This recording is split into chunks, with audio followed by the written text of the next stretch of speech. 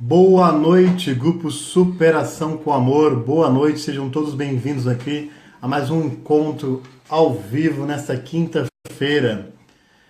Peço que as pessoas que forem entrando aqui na minha live, no nosso encontro, que vai dizendo se está tudo bem, dizendo boa noite, vai colocando as suas mensagens. Estou aqui fazendo hoje com uma câmera diferente para ver se fica na melhor resolução. E eu quero que vocês me digam se estão me ouvindo bem, se a minha imagem está boa. Façam um joinha, vamos dizer aqui boa noite. Vamos hoje na nossa live dizer, né? E eu trouxe aqui uma questão que eu pedi para que as pessoas colocassem quais temas que elas queiram fazer, que eu possa discutir aqui nos encontros online, né? Então eu gostaria de agradecer algumas pessoas que já participaram, né? Colocaram algumas questões. Hoje o nosso tema, inclusive, é referente a uma questão que as pessoas colocaram aqui. Meu filho quer parar de usar droga e não consegue. Já fez tratamento médico, já fez tratamento psicológico, já se internou 10 meses. Está recaindo a cada 15 dias. O que eu faço? Então, boa noite. Vamos dizendo aqui para mim como é que está, vamos dizendo como é que estão as coisas, para que eu possa ver aí os comentários se está tudo ok, né? Gostaria de que pudessem dizer de onde vocês são, de que local, que região vocês são, para que a gente possa ir interagindo aqui no nosso encontro online, né? Hoje, meu filho quer parar de usar drogas e não consegue. Já fez tratamento médico, psicológico e já ficou internado 10 meses. Boa noite, Samara, minha linda, né? Tudo ok, ela está dizendo aqui, tudo certinho.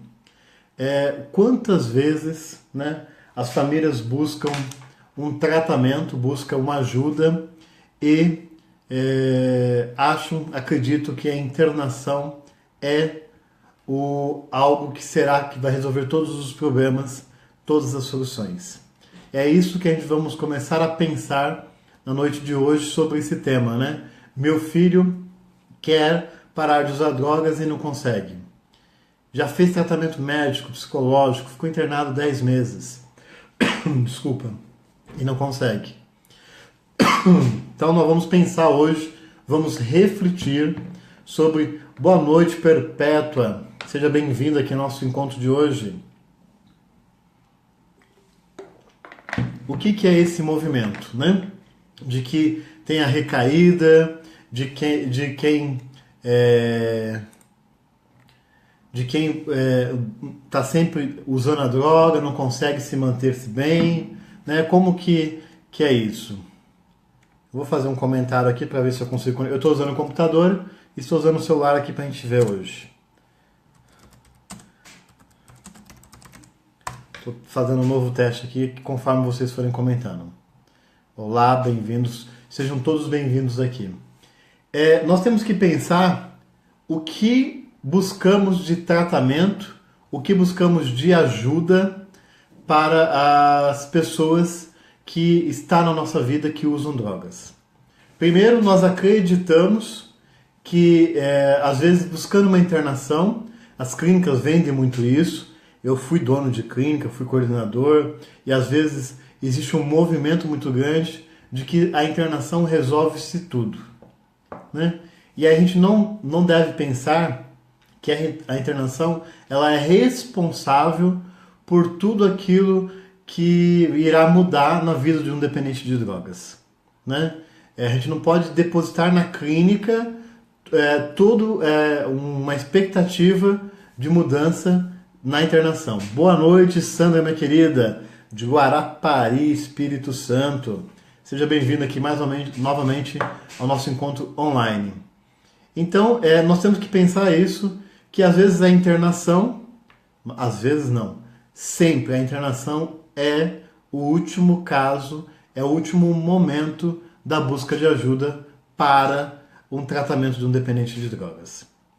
Por que disso, né? Antes disso, nós temos que primeiro, antes de tudo, antes de qualquer situação, precisamos... Boa noite, Giovânia, seja bem-vindo, seja bem-vinda aqui.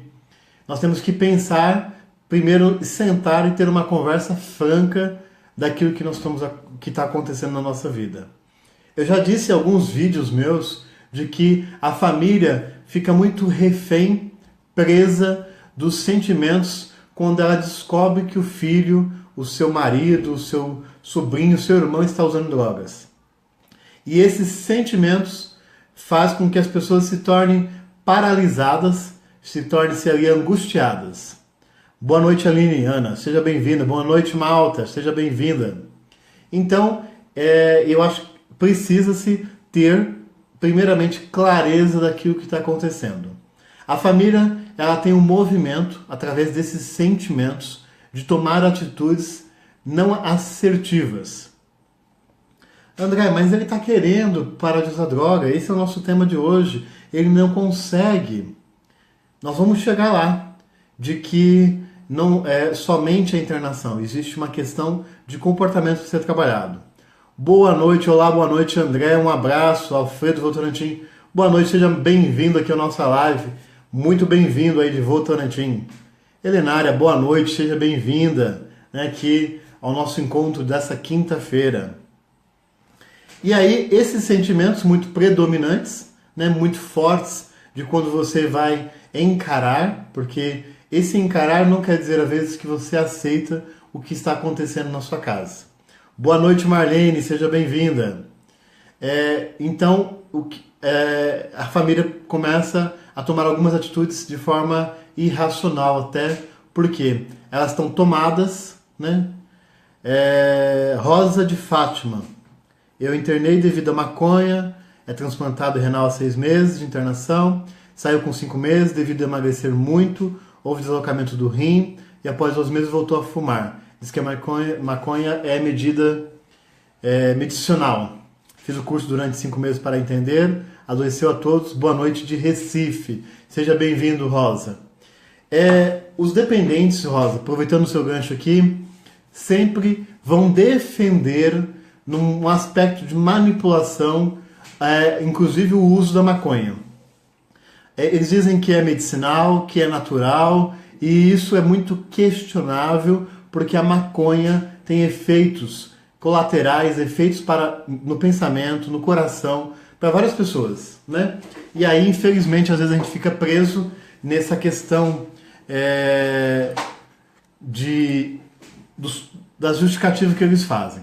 E aí, voltando um pouquinho de que meu filho quer usar a droga, quer parar de usar a droga, não consegue, fez o tratamento, foi internado. Então nós vamos pensar o seguinte: a família tem que compreender e entender a situação que está vivendo para que ela consiga fazer mudanças num contexto geral. Acreditar que o problema só é do dependente químico, acreditar que o problema é só de quem usa droga, já é um passo que não consegue se dar para a mudança. A pessoa fica paralisada, porque compreender somente que é ele o problema e que isso também não faz parte da família é uma negação. Muitas vezes a família fica nesse processo por muito tempo, negando o problema, negando que existe participação na relação com isso e acha que todo o problema é do dependente. E aí é importante, né, de que tem raiva de mim até hoje por ter internado.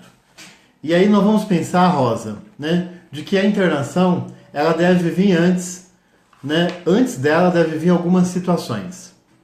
Eu descobri que meu filho está usando droga por vários fatores, por um problema policial, um problema na escola, um problema no trabalho, um problema com a namorada, um acidente, e aí, ou porque eu comecei a verificar que ele estava com comportamentos alterados, né, dentro de casa, assumiu alguma coisa. E aí, como que eu vou lidar com essa situação, né? Como é que eu vou fazer com essa situação se eu estiver me sentindo culpada, se eu estiver me sentindo com raiva, se eu estiver envergonhada? Então, certamente eu vou tomar algumas medidas que às vezes pela culpa, compensá-lo de alguma forma. Então, eu vou tentar buscar alguma ajuda para ele, buscar algum mecanismo, mas sempre compensando, porque eu me sinto culpada, porque eu entro na lista daquilo que eu fiz de errado para que a pessoa esteja usando a droga. Então, isso acaba que a gente vai compensando o dependente químico cada vez usando mais droga, não mudando as suas atitudes, e ele cada vez mais querendo mais, e a gente não conseguindo dar conta, porque a culpa vai ser infinita e nunca vai ser suficiente para saciar o desejo dele de agradecimento, de gratidão. Não tem. E aí, quantas vezes nós ficamos também envergonhados de lidar com a situação, não conseguindo expor para ninguém, achando que nós estamos no fim do mundo, achando que nós não conseguimos, né? Não podemos mostrar isso para ninguém porque as pessoas vão nos julgar, as pessoas vão tomar uma postura muito incoerente conosco, né? Então a vergonha faz com que às vezes protege o dependente químico para que ele continue usando a droga. E também a raiva, né? Quantas vezes eu vou me sentir com raiva porque eu faço de tudo o melhor e ele não responde a nada. Então, basicamente, antes da gente pensar em qualquer busca de ajuda, em qualquer forma de tratamento, de apoio para o dependente, nós devemos pensar que esses sentimentos precisam ser lidados, trabalhados de uma forma diferente. A Rosa está dizendo a seguinte coisa: falei com o médico que acompanhava, descrevi o que estava acontecendo, no qual concordou. Já era maconha misturada com a bebida, medo de perdê-lo. E aí, esses medos, né, Rosa, faz com que a gente vai deixando, vai concedendo os comportamentos inadequados, né? Nós vamos permitindo que vamos deixando algumas coisas inadequadas. A Giovana está dizendo: meu ex-marido não me perdoa por ter internado ele. Fala que não confia em mim. A culpa me culpa de tudo. E aí, gente, vamos buscar aqui algumas coisas. Todo mundo já fez alguma medida de ajuda para o seu dependente. E o dependente químico, independente se ele foi internado, ou independente se ele está fazendo um tratamento ambulatorial, ou se as coisas da vida não estão acontecendo muito bem, ele transfere para quem está ao redor dele as culpas. É dessa forma que ele cultiva um ambiente, né, de codependência, porque nós vamos tentando buscar alguma medida de ajuda e ele não aceita, porque não aceita que precisa mudar, que ele está doente, que precisa fazer isso, e nós vamos adoecendo junto com ele. Sempre jogando contra a gente a questão da culpa para que ele consiga manter o uso da droga, da bebida, dos comportamentos inadequados, não assumindo responsabilidade. E aí, vamos pensar. Existe hoje várias formas de buscar ajuda antes da internação. André, você está dizendo que a internação não resolve? Que não é para internar? Calma, não é isso. Antes de se internar, nós devemos primeiro ter uma conversa franca e tentar buscar entender o que está acontecendo na nossa casa, na nossa vida. O dependente, ele pode inclusive buscar, né? A Maria do Carmo: boa noite, sou de BH, te agradeço muito por ajudar a entender um pouco esse abismo das drogas. Seja bem-vinda, Maria do Carmo, seja muito bem-vinda. Verdade, está dizendo a Rosa. Então, o dependente, nós precisamos entender que ele pode buscar um grupo de apoio, hoje chamado Narcóticos Anônimos, que há anos existe no Brasil, que alguns dependentes conseguem ter proximidade. Oi, Vera do Rio, seja bem-vinda. Boa noite, Vera. Consegue ter proximidade e encontrar apoio num grupo de ajuda mútua lá, somente para dependentes. Isso é o Narcóticos Anônimos. Também, se o dependente quer buscar esse recurso ou não se identifica com esse recurso, ele pode buscar uma ajuda psicológica. Em alguns casos, né, pode passar por uma avaliação onde pode ter um acompanhamento médico para que possa tomar alguma medicação, mas isso é alguns casos. Eu estou aqui falando a desestrutura familiar e não a aceitação da doença. A Rosa está dizendo. A Cris Cachiro, bem-vindo, boa noite. A Joanita Sucatelli, boa noite. Além do internamento, a família precisa de ajuda e uma das ajudas é frequentar um grupo de apoio, um deles é o Amor Urgente. Vou falar daqui a pouco sobre isso, Joanita. A Luzia, boa noite, eu sou do Paraná. Seja bem-vinda, Luzia, aqui é o nosso encontro online. Sejam todas bem-vindas. Então, existem todos esses recursos para o dependente. A família, às vezes, entra no mesmo lugar do que o dependente, da negação. O que o dependente faz? eu paro quando puder, a maconha é natural, isso não está prejudicando a minha vida, eu dou conta de fazer isso. Isso é negação do dependente. Ele não aceita que está deixando de fazer as coisas, está deixando de assumir compromisso, parou de estudar, está tendo problema no trabalho. Então isso é um processo de negação, que ele dá conta, que ele resolve. A família, existe o grupo Naranon para familiar dependente, também vou dizer sobre isso agora, né?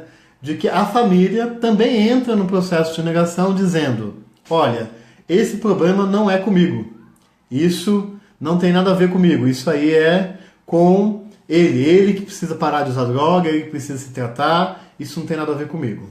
A família também precisa sair da negação e buscar ajuda.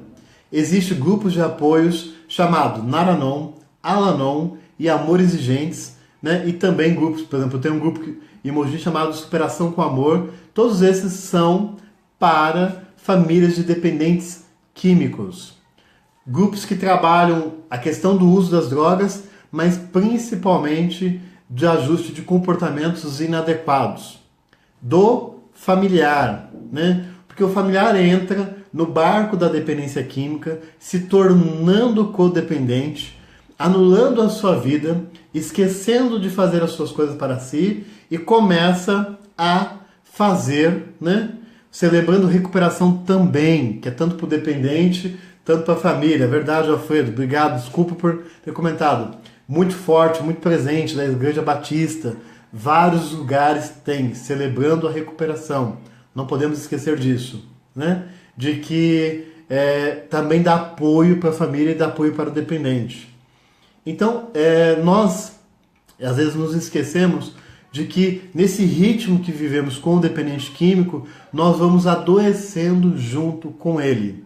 Então, para se ter sucesso de tratamento, para se ter melhora, mudança mais assertiva na vida do dependente, da família, ambos precisam buscar ajuda, precisam buscar tratamento, precisam se cuidar. A doença química é algo reconhecido pela Organização Mundial da Saúde. Atinge 10% da população do mundo. Não devemos esquecer disso. A Rosa está dizendo o seguinte, eu participei do grupo e quando saiu com 2 meses voltou. Há 8 meses que não fala comigo, me culpa. E aí, Rosa, na verdade, nós temos que aprender a separar as nossas responsabilidades, as nossas atitudes e também saber responsabilizar e entregar para o dependente químico a responsabilidade dele pela vida. Boa noite, Mônica, seja bem-vinda. Então, porque esse movimento de culpa, né? E aí você está falando do seu filho, não sei quantos anos ele tem, né? Será que ele não está dando conta de assumir a vida dele? Será que ele não está começando a precisar de assumir a vida dele? Então, será que não é isso que precisa fazer, né? Porque o dependente químico, às vezes, ele quer tocar a vida dele, mas também precisa assumir a responsabilidade das suas atitudes. Ele precisa assumir, né, aquilo que ele está fazendo. Ele não pode, a gente não pode simplesmente deixar, né, com que ele vá fazendo tudo que nós somos responsáveis por ele.